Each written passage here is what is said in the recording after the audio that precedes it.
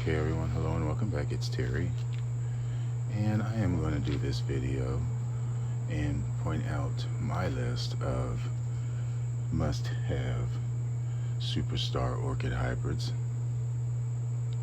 Now, I'm not really going to go into the whole hybridization and science and chemistry and all that behind it, and not even going to go into reasons why hybrids are made.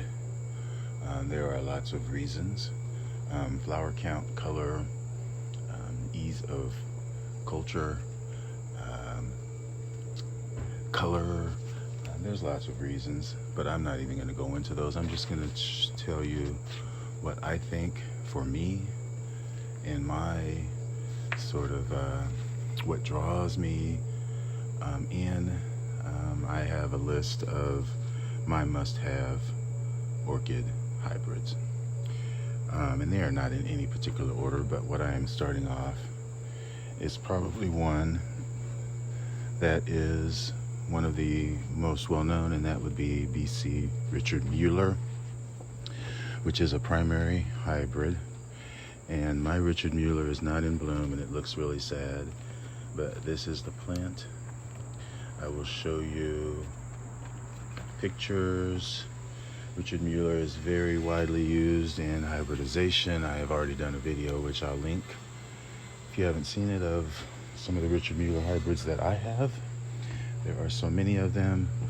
One of the endearing characteristics of Richard Mueller and the hybrids of Richard Mueller are that as the flower ages, it does change in color from light to dark, dark to light, whichever. But that's Richard Mueller. Richard Mueller is a cross between Brassavola nodosa and Cattleya milleri. Milleri is a very rich dark red. No, it's yellow, and somehow the spots get in there. Yeah, that's that one. Next one on my list is Cinbadella. I have a Cinbadella cross. Hope to always have it in my collection, because this particular one is not widely available, at least not in the States. Now, this is Cinbadella. It's an unnamed Cinbadella, but it is a cross between falcigera and Rhodochelia, I believe. But the thing about Cinbadella, used to be in the Cymbidian alliance, but now it is its own section, because the culture of Cymbidellas is not really the same as Cymbidiums. Now, the culture is simple, on the other hand.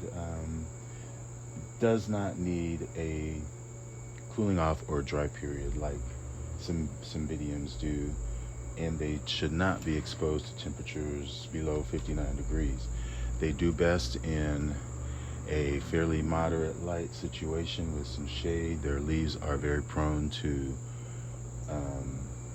scorching. They need to be fed and watered pretty much copiously during the summertime.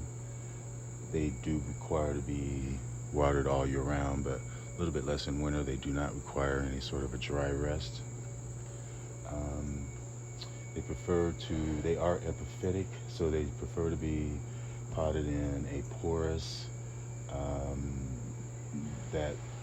medium that is well drained, allows their roots to dry, but they do need a lot of room to roam because they are a big plant. Now, the hybrid that I just showed you is a cross between Pardolina, which is otherwise known as Rhodochelia, and that is crossed with falcigera. Now, Pardolina or Rhodochelia is native to Madagascar. Well, they're both native to Madagascar. It's a highly specialized epiphytic orchid that lives exclusively on the staghorn fern, the platycerium. They are from the eastern forests of Madagascar. Pardolina is moderate, sort of more intermediate grower, whereas Rhodochelia, no, as falcigera, I'm sorry, is grows from sea level on up. So combining the two makes it more easy to grow, if that makes sense. But other than that, they produce very vivid flowers. I believe falcigera is known as the black-lipped orchid of Madagascar, black orchid of Madagascar, because of the black markings in the lip. They flower in the summer, winter, middle to late summer, early fall in our climate in the northern hemisphere. That is my other hybrid. Now another hybrid that I fancy a lot is my Brassavola Crazyarachno. Now, it is a primary hybrid between perrinii and cucullata, which are two very desirable species.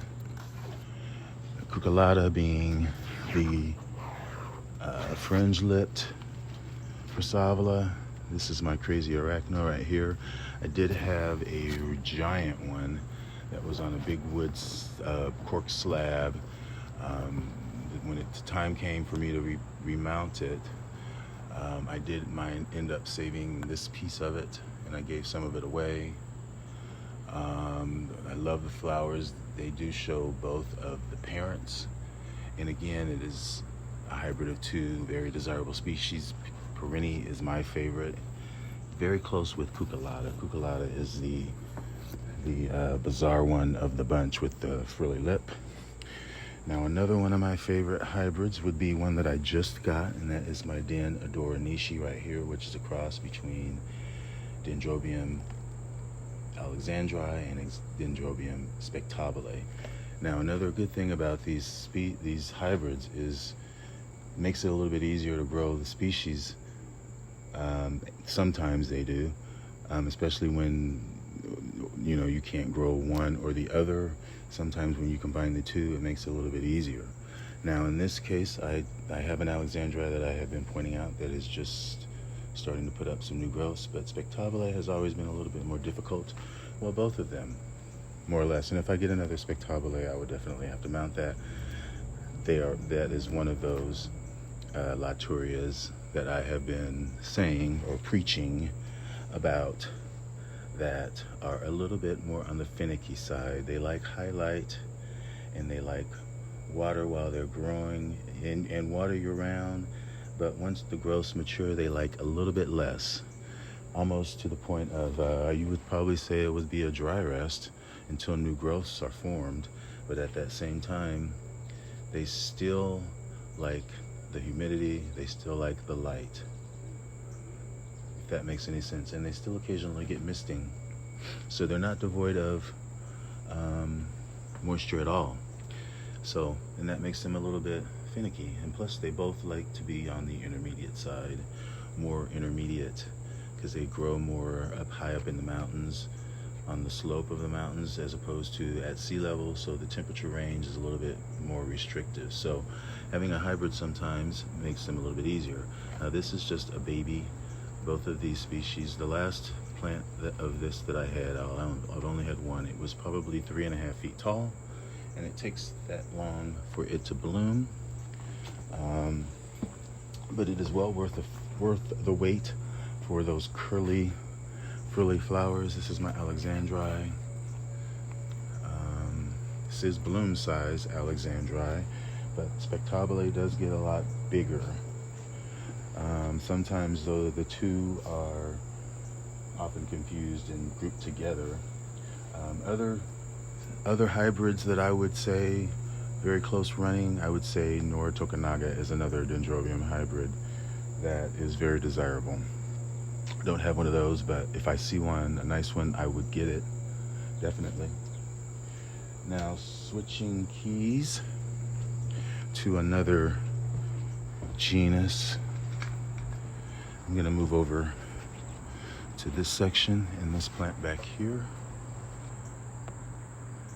This is, of course, if you watch my videos, that this is my Angreacum Lemforde White Beauty, which is a cross between the king and the queen of Angrecoids, of Angreacums, which is sesquipedale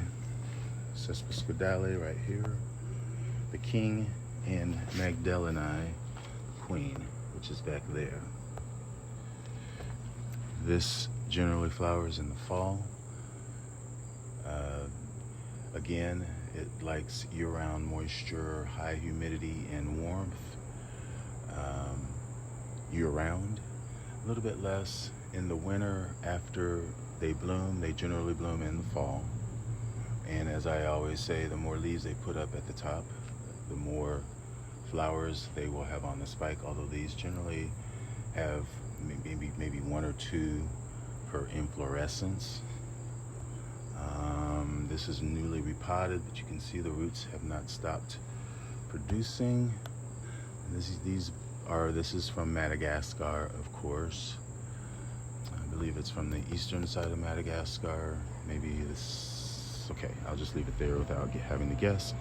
Post pictures, of course, of both of the species and of the hybrid. Very beautiful thing. It is fragrant at night. Still a big plant. Still a big plant. Even though magdalenae does bloom small. Okay. Now, what else is on my list? I have to go back to my list and see. Well, I know one. It's right over here, and this probably could be the last one. And it is right here somewhere. It's back here. And it is Cattleya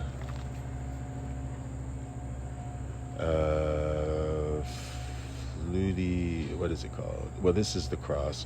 Forbesii crossed with luteola. Now, the reason that I love that is because both of those, it is a primary hybrid, and it is recently remounted, and it was mounted at the wrong time because it's not producing. This is the latest growth. As you can see that it is drying up. Cattleyas should not be repotted unless they are actively putting up new growths or new roots, and that was not, but I wanted to get it onto a mount. I wanted to get it out of the pot, but it is Cattleya Luteo forb, I believe, or forb, yeah, Luteo forb is what the name of it is. Both of those species are from Madagascar. Forbesii times luteola. Both of those are my favorite Cattleya species. I do have a luteola, as I have said, for years that never grew, and so I just threw it in this pot, and it doesn't have anything going on with it now, but that is a luteola. I have a Forbesii that is here, that is mounted. It's doing pretty good. It's got some roots on the mount. Doing pretty good. Forbesii stays fairly small, but they both are very small.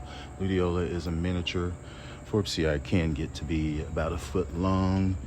Flowers are very similar, fragrant, but they're both considered to be miniature Cattleyas, and they both are my favorite. I'd say Bougainvillea, of course, but those two I love. And it is called, what is the tag called? Sorry, I'm bending down picking up my papers, but it is Cattleya Luteo forb. That is what that is called. Both of those are Brazilian species. I know I said that. Rio, Bahia, São Paulo, sea level, intermediate growers to warm, not heat, warmth, year-round watering, quick drying at the roots. That's how I grow those. Luteola has been very hard for me to grow. Forbesii, I've had lots of success growing. Forbesii, actually, there are a few different colors of Forbesii. There's yellow, and then there's a brown, and I hope to have those. I do. I think I have just one right now. They both do have a fragrance as well. And there's one more hybrid that is one that I must have at all times, and that is right here, just finished blooming. And of course, Toshie Aoki Pizzaz. Now in the running for that would be, another one that's quite desirable, I would say, would be Tropical Pointer, which I have one of those right here for the spots. Tropical Pointer Cheetah specifically. Another one that is high up on my list would be, of course, the Baptia Grape Wax. That. But Toshie Aoki is a very significant and heirloom cross, one of the very first ones with the flaring of the petals, of the parent flaring from the center out, with the pastel colors. It was one of the first Cattleyas, as I've said many times, that caught my eye, my attention. Does have a fragrance, and the color also changes of the flower as it ages and depending on the temperature. And those are my list of must-have hybrids, orchid hybrids, that I will always have in my collection, and I think they are worthy of anyone's collection. I would say they are the best of the best in my mind. If you are prone to having difficulty with species, then why not get a hybrid that combines the best of both? The ones that I've picked here on this list, I would consider to be the best of the best. They are to me. So if you're watching this channel, you must have some affinity to what I like. But anywho, folks, I appreciate you watching. And I will say at the end that this video is made by someone who considers himself a purist as far as loving species before hybrids. But there are some hybrids that you just have to have because the species are too difficult. Thanks for watching and enjoy your orchids. Bye.